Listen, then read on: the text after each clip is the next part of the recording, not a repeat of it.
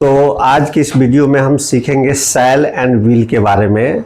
Generally बच्चों को पता है कि शैल और व्हील का प्रयोग कहाँ किया जाता है, फिर भी मैं बताता हूँ कि शैल और व्हील का प्रयोग कैसे किया जाता है और कहाँ किया जाता है। शैल एंड व्हील, एक्चुअली ये दोनों जो है शैल और व्हील, यह ऑक्सिलरी वर्ब का एक पार्ट है। हम जानते हैं कि 24 गो ऑक्सिलरी वर्ब है।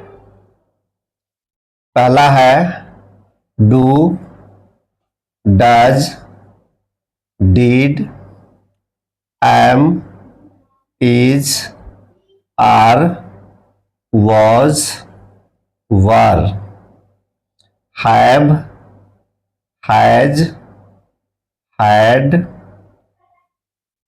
Can, could, shall, should, will, would, need, dare, used to। अब जरा इसको काउंट करते हैं कि 24 को पूरा या नहीं। 1 2 3 4 5 6 7 8 9 10 11 12 13 14 15 16 17 18 19 20, अभी 4 बाकी है। Can, could, shall, should, will, would, must, ought to, do, does, did, am, is, are, was, were, have, has, had, can, could, shall, should, will, would, may, might, must, ought to, need, dare, used to। अब ये 24 हो गया। एक बार फिर से count करते हैं।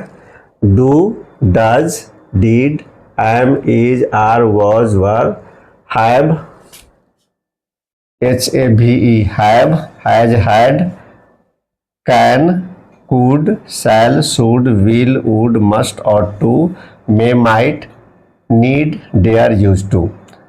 1 2 3 4 5 6 7 8 9 10 11 12 13 14 15 16 17 18 19 20 21 22 23 24।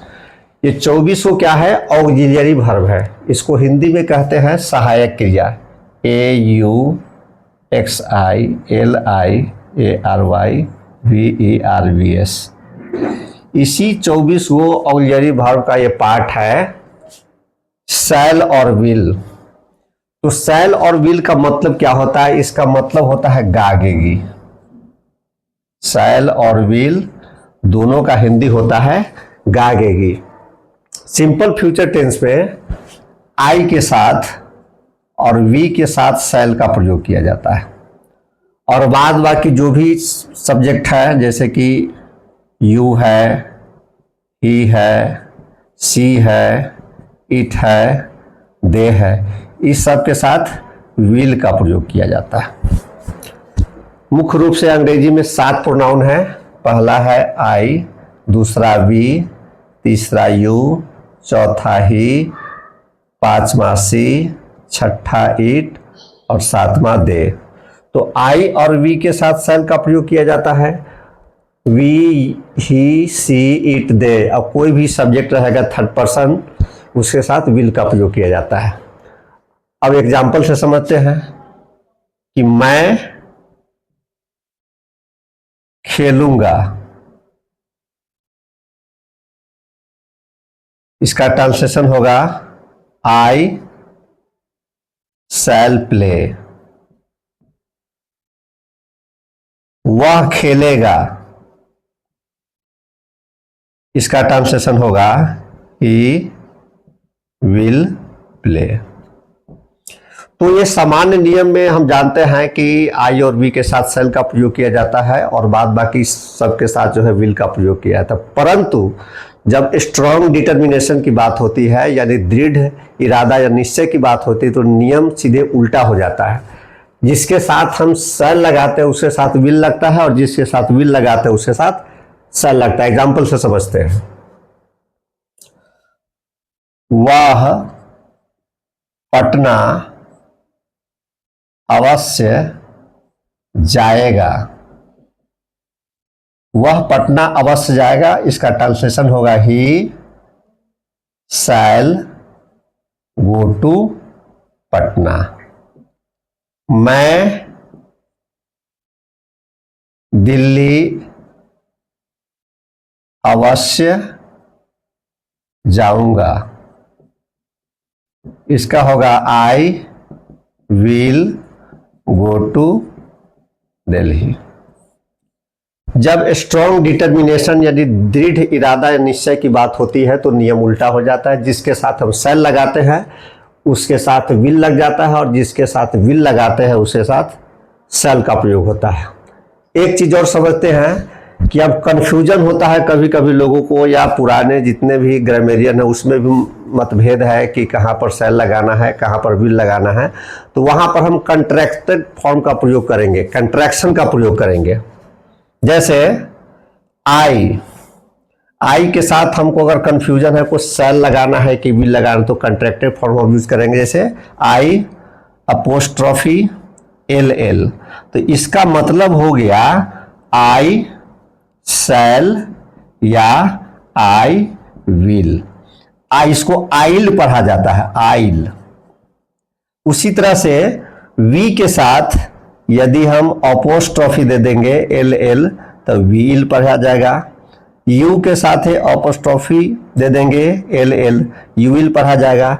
ही के साथ अपोस्ट्रोफी देंगे तो हील, सी के साथ अपोस्ट्रोफी देंगे तो सील, इट के साथ अपोस्ट्रोफी देंगे इटिल, दे के साथ अपोस्ट्रोफी देंगे तो देल का प्रयोग किया जाएगा।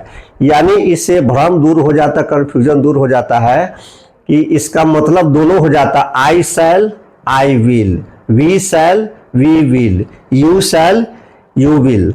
तो अब मैं समझता हूं, अब सबसे पहले अपोस्ट्रोफी क्या है? APOSTROPHE, इसको पढ़ा जाता है अपोस्ट्रोफी।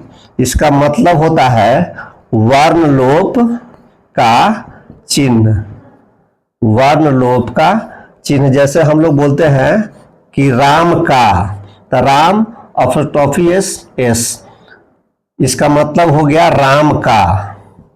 अपोस्ट्रोफी हमेशा ऊपर लगता है और कॉमा हमेशा नीचे लगता है, ध्यान रखना। इसी को यदि हम नीचे लिख देंगे तो कॉमा हो जाएगा, ऊपर लिख देंगे तो अपोस्ट्रोफी हो जाएगा। अपोस्ट्रोफी का स्पेलिंग होता है APOSTROPHE, इसका हिंदी होता है वर्णलोप का चिन्ह।